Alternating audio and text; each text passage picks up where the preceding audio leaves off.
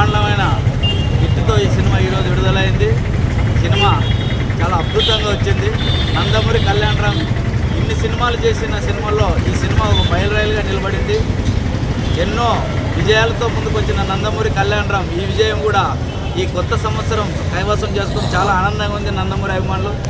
నందమూరి అభిమానులు సినిమా అంటేనే ఏ రేంజ్లో ఉంటుందనేది Nandamuri Kalyan Ram cinema Arjun versus Vyjayanthi cinema చూస్తేనే అర్థమవుతుంది.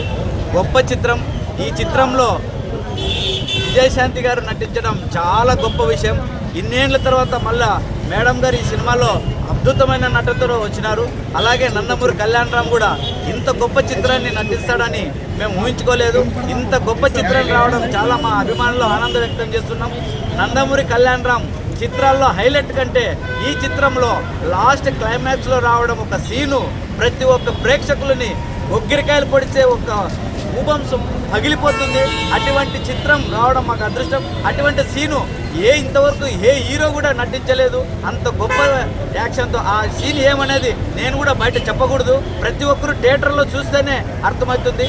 కాబట్టి ప్రేక్షకులందరూ ఈ సినిమాని ఇంత బ్రహ్మరథం పడతారని మేము అందరూ ఆశిస్తున్నాం. ఇంత గొప్ప చిత్రాన్ని నందమూరి కళ్యాణరామ్ బాబు గారు మాకు అందించడం మేము చాలా ఆనందం చేస్తాం.